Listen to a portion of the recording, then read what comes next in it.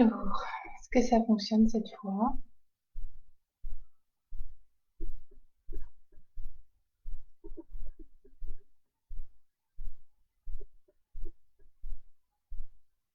Oui, voilà, ça fonctionne.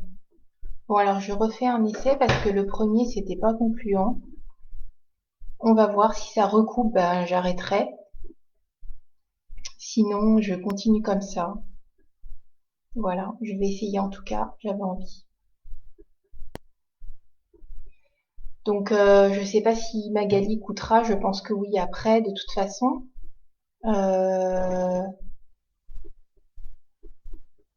J'en étais à regarder par rapport à tes douleurs, Magali, de maux de ventre.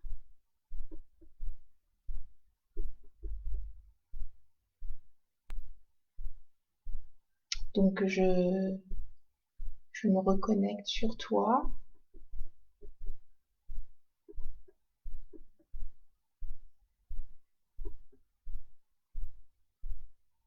Voilà, alors ça me parle de vouloir être bien pour les autres, de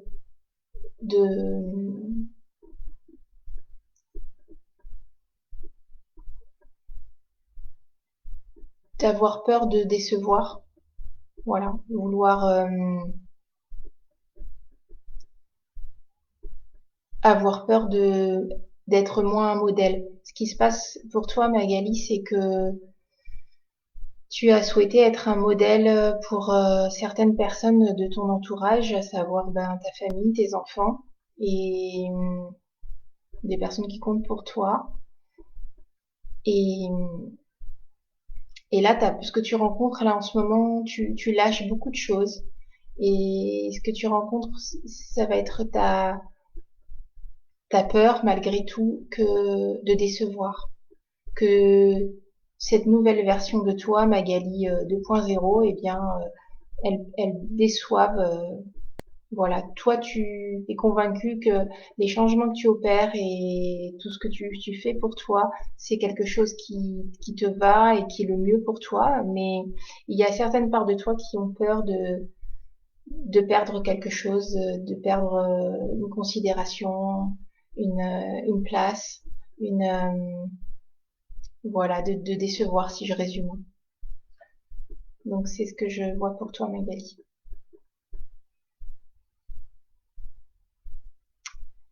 Ouais, Pierre-Paul, ben oui, je me trouve chez moi. Et normalement, la connexion, ça va, mais là, apparemment, ça va pas. Je le vois, hein, même au niveau des bars et tout, je le vois que ça va pas. Donc, bon, ben, je fais avec. C'est hachuré, c'est haché, je sais pas trop. C'est bien dommage. Peut-être que je pourrais utiliser un autre système, on verra. Je vais creuser. Voilà, Magali, dis-moi si ça te parle.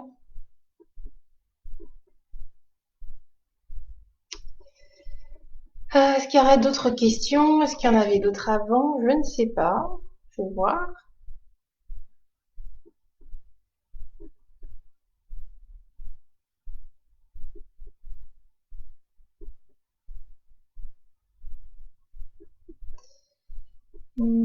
Ah oui, alors il y a Soleil Blanc qui disait, qu'est-ce que tu disais, c'était quoi? J'ai l'impression d'avoir des picotements dans les mains, parfois la main gauche qui semble chaude. Euh, oui.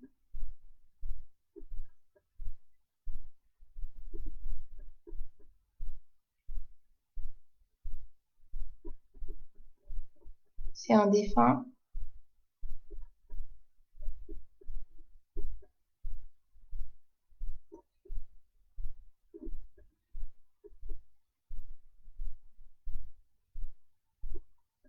C'est un défunt qui est présent. On dirait une personne féminine que tu as connue. Voilà. Qui se manifeste de cette façon, qui te montre quelque chose.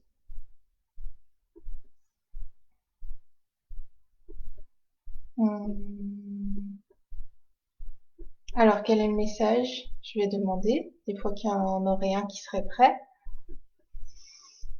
Hmm.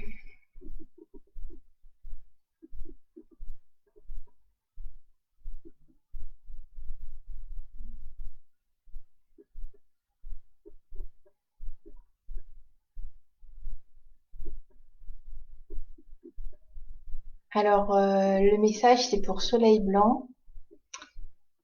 Donc, c'est qu'est-ce que tu, euh, c'est quoi les mots? Ça me parle de des générations futures. Donc, en gros, qu'est-ce que tu trafiques euh, alors, soit tu as le désir de d'enfant que tu n'écoutes pas. Euh, voilà, il y a quelque chose comme ça de voilà, j'ai l'impression que tu es attendu au tournant pour euh, pour créer une forme de vie. Donc, est-ce que c'est un enfant? J'ai l'impression. Voilà, et tu n'écoutes pas. Qu'est-ce que tu fais? C'est un message qui m'est transmis avec un sourire et avec de l'humour. Et c'est pour t'inciter, t'inviter à, à écouter tes désirs qui sont là, et tu n'écoutes pas, tes besoins de créer, d'enfanter. Ça me dit enfanter, oui. Mm. Donc voilà. Euh, c'est vrai que c'est pas évident parce que du coup j'ai pas suivi des personnes, c'est un peu dommage. Le direct aujourd'hui, c'est lecture de l'inconscient, donc des zones en vous, des éclairages que vous souhaitez. Pas sur des choix à faire, non.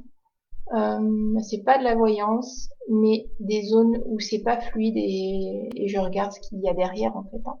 Voilà. Alors, bah, Caro, comment tu peux freiner cette frénésie, justement, freiner la frénésie? Je sais pas si on peut freiner une frénésie. Souvent, souvent, la vie se charge de freiner une frénésie en mettant un stop brutal. Et alors, c'est pas ce que je te souhaite parce que c'est justement c'est brutal, hein. Donc, si tu souhaites pas freiner, mais apaiser plutôt, apaiser ça, ça va être la prise de conscience que tu as des peurs. Alors ça, tu le sais déjà, je pense. Mais quelles sont tes peurs concrètes? Moi, je suis très liste dans ce que je propose souvent, donc je propose souvent de faire des listes parce que c'est très simple et ça amène beaucoup de clarté. Donc tu peux faire la liste de tes peurs, même si tu en connais certaines, beaucoup pour la plupart, je pense. Caroline, tu peux faire une liste de toutes tes peurs, voilà, et regarder là où tu en es, faire un bilan en fait de ces peurs. Ou est-ce que l'exercice, c'est je fais un bilan de toutes mes peurs, je fais une liste de toutes mes peurs et je me dis voilà où est-ce que j'en suis pour chacune. Est-ce que cette peur, je la connais réellement? Est-ce que j'ai déjà été la voir? Est-ce que je sais ce qu'il y a derrière? euh, Est-ce que je sais pourquoi j'ai peur de ça? Souvent, il y a des choses très concrètes, voilà, très valables hein, pour des peurs. Et, et si oui, quelles sont les actions que j'ai fait dans le sens de rassurer mes peurs ou prévenir des peurs? Souvent, on a une peur de quelque chose. Par exemple, on a une peur financière. Et du coup, on va mettre en place quelque chose pour cette peur financière. On a peur de manquer, on se dit que on a peur qu'à un moment donné vienne un, un besoin très concret et qu'on manque à ce moment-là d'argent. Alors du coup, pour cette peur, on peut se dire je mets en place une épargne ou je mets en place un stock d'argent, un pactole pour dire que s'il m'arrive quelque chose, si j'ai besoin d'un seul coup d'une grosse somme d'argent ou d'une certaine somme d'argent, je vais avoir ce qu'il faut. Voilà. Donc ça, tu as écouté une peur et tu as mis une action concrète pour qui va te permettre non pas de ne plus avoir cette peur, mais de avoir l'impression de te rassurer. Voilà.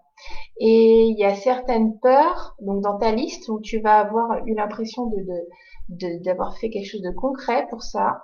Et il y a des choses où des peurs qui vont rester comme ça, en l'état, où tu as l'impression que tu es démuni, ou alors en tout cas tu n'as pas encore trouvé de moyen de contrôler, de rassurer cette peur. Eh bien, ça va être sur ces peurs-là que tu vas trouver des actions inconscientes de ta part, qui sont celles dont je parlais tout à l'heure. Voilà. Donc sur ces zones-là, où tu as l'impression que tu ne fais rien ou que tu ne peux rien faire, ça peut être tout simplement la peur de perdre quelqu'un de cher. Voilà. Ça peut être la peur c'est des peurs complètement comme ça, où on a l'impression qu'on ne peut rien. Et c'est sur ces peurs, justement, où on a l'impression qu'on ne peut rien, on met tout le paquet euh, sur d'autres plans pour essayer de contrôler certaines choses, essayer de contrôler ce qui ne peut pas être contrôlé. Donc c'est là où tu peux avoir tu peux pointer là où justement tu en fais trop en fait. Voilà, tu en fais trop sans t'en rendre compte. Tu en fais trop sur d'autres plans. Voilà, Caroline. Alors, il y avait d'autres messages, je vais regarder. Hmm. Alors, du coup, Pierre-Paul a une question. J'ai ma respiration qui se coupe de temps à autre, comme si je ne pouvais pas reprendre mon souffle. Pourquoi?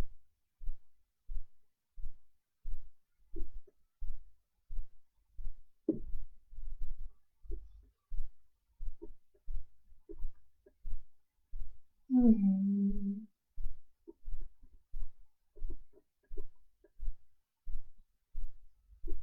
Pierre-Paul, il y a quelque chose. Je ne vais pas répondre à ta question directement. Par contre, je perçois, en essayant de me connecter à toi, je perçois quelque chose qui met du désordre. Donc, je vais éclairer ça. C'est au niveau de d'ici. Donc, c'est le troisième œil. Euh, je le masse en même temps chez moi.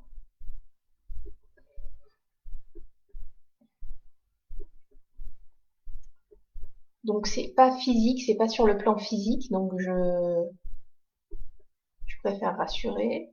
Ce n'est pas quelque chose de physique que je perçois. C'est sur le plan mental et, et spirituel. Il y a une charge. Comment je peux comment je peux le, le percevoir? Ça fait comme une boule dans ta tête au niveau de ton troisième œil, devant le cerveau. Voilà. Je répète, c'est pas quelque chose de physique, mais je le perçois, je le conceptualise comme ça en tout cas. Donc si ça te parle, si tu as des sensations pendant que je parle de ça, tu peux me dire.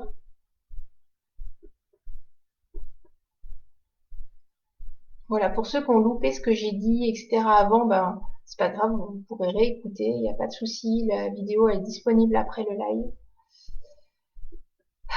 Donc Pierre-Paul, dis-moi si ça te parle ce que je te dis, si tu ressens quelque chose pendant que je t'en parle ou pas.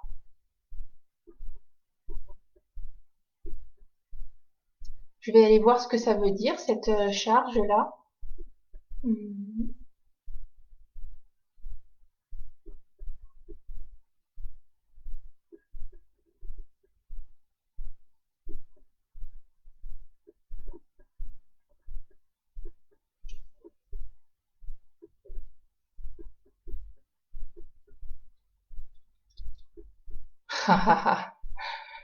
Ça bloque, hein.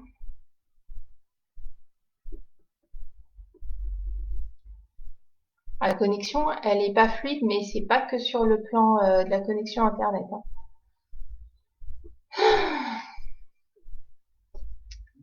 Alors dans ces cas-là, ben, je me laisse pas faire et, et je continue.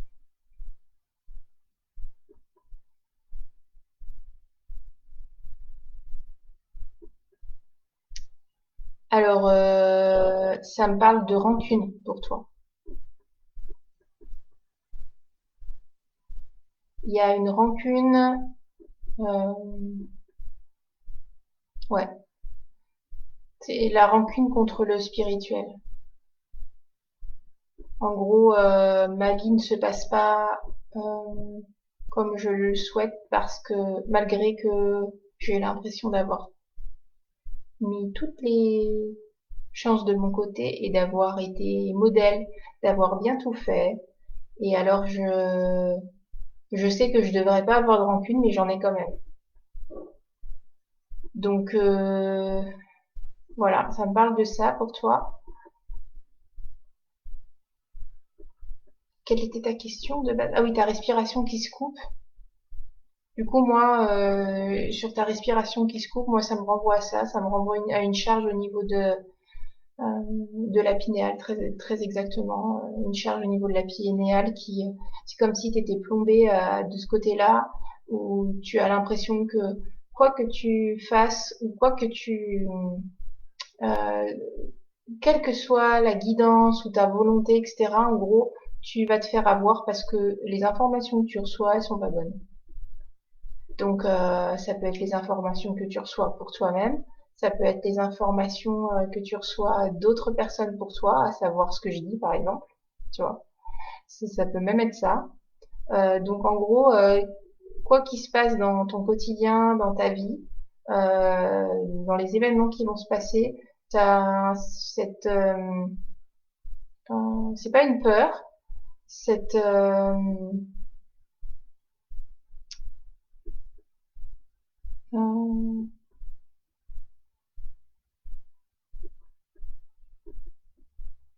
cette contraction en fait. C'est pas une vraie bon, une peur. En fait, c'est comme si tu avais dépassé la peur. T'as dépassé, voilà. Mais il y a un truc qui est là et qui est pas d'accord quoi. Voilà, voilà Pierre-Paul. Donc moi ça doit avoir un lien, hein, cette respiration. Moi ça me renvoie tout de suite à ça. Ah hop, c'est par ici. Voilà. Alors du coup je remonte les commentaires. Mhm. Coucou Vanessa. Coucou Lily, coucou Lydia, coucou à tout le monde que j'ai pas vu. Alexandra. Alors, bonjour Sylvie, je ressens un mal-être dont je n'arrive pas à me débarrasser et que je ne sais pas expliquer.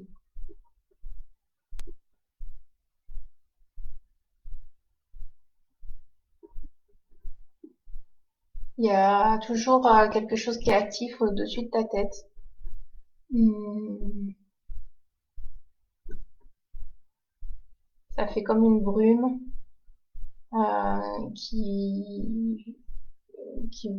qui prend du dessus comme ça et qui arrive jusque là. Ça te fait comme une bulle en fait, une bulle de brouillard qui, alors t'as le nez qui dépasse quand même, tu peux respirer et tu peux vivre ta vie tout de même, mais ça te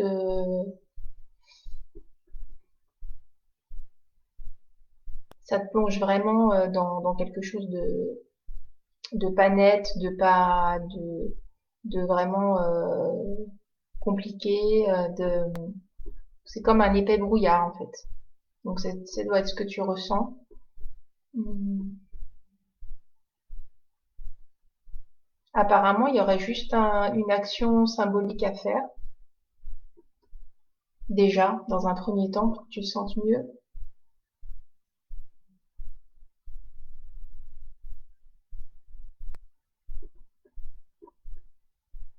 Je regarde, hein.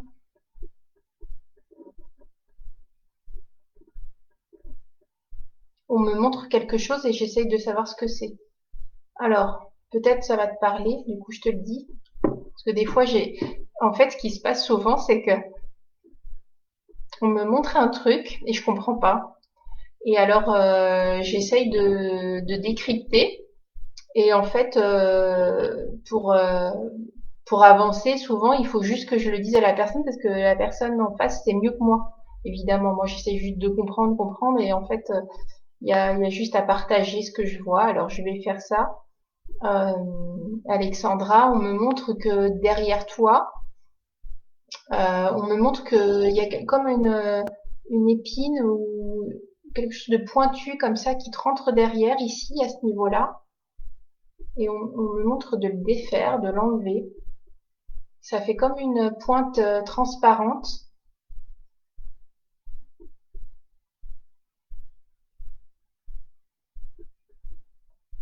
Est-ce que euh, si je te parle d'escrime, d'épée, est-ce que tu en as fait? Est-ce que tes enfants en font ou en ont fait? Est-ce que tu connais quelqu'un qui en a fait?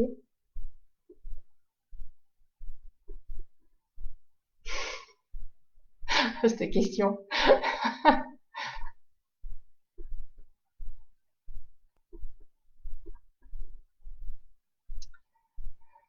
C'était la question pour Alexandra. Il y a une action symbolique à faire avec une pointe. Une pointe. Je pointe qu'il faut faire quelque chose avec la pointe. Il y a quelque chose à faire avec une pointe. Voilà, ça suffira sûrement pas à enlever tout, mais ça te libérera beaucoup. Oh, parfois j'ai l'impression d'être très seule, hein.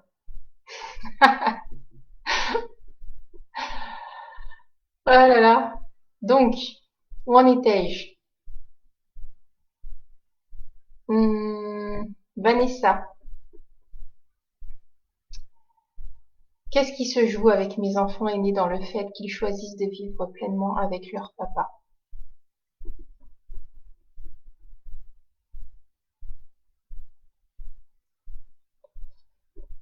Hmm.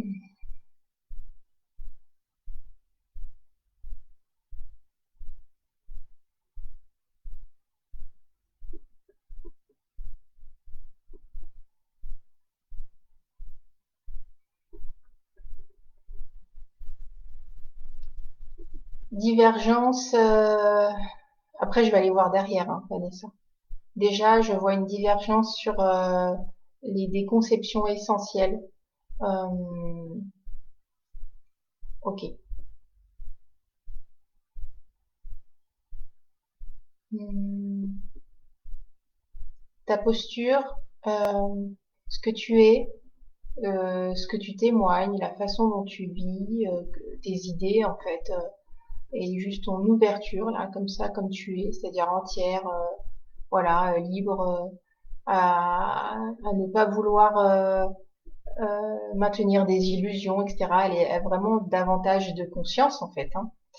Voilà, donc cette posture que tu as, euh, qui est d'aller de plus en plus vers toi, vers la conscience, euh, pour certaines parts de tes enfants, euh, ça les, ça les met en insécurité dans le sens où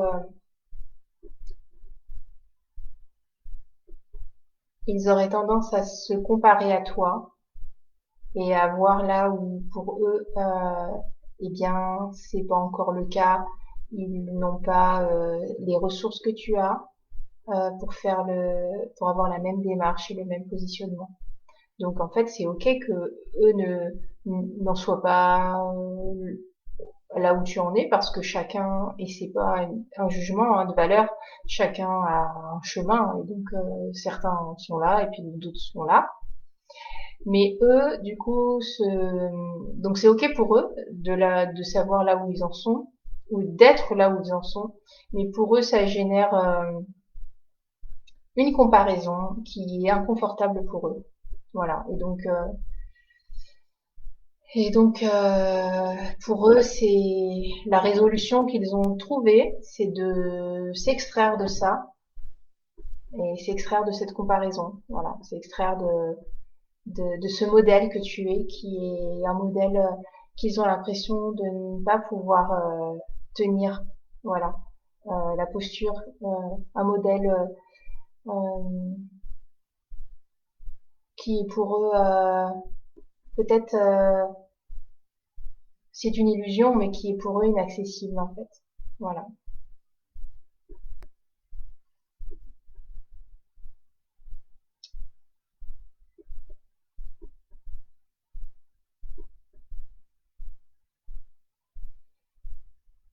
Voilà Vanessa. Alors, je vois là que du coup Alexandra me dit que non, il n'y a pas d'escrime. Je ne sais pas ce que c'est que ce que j'ai perçu. Je ne sais pas. Je n'ai pas l'info.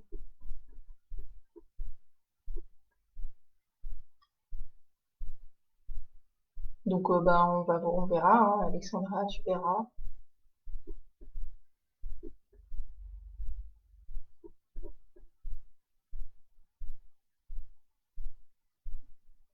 Alors Betty, bonjour Sylvie, comment traverser ces peurs une fois mises en lumière? Ah oui, les peurs dont je parlais pour tout le monde en fait, mais par rapport à la question de Caroline. Alors derrière une peur, il y en a toujours une autre. Et en fait, derrière chaque peur que l'on peut rencontrer, euh, il y a des peurs primaires, essentielles, qui sont toujours les mêmes. En réalité, c'est toujours les mêmes. Et alors, comment traverser ces peurs?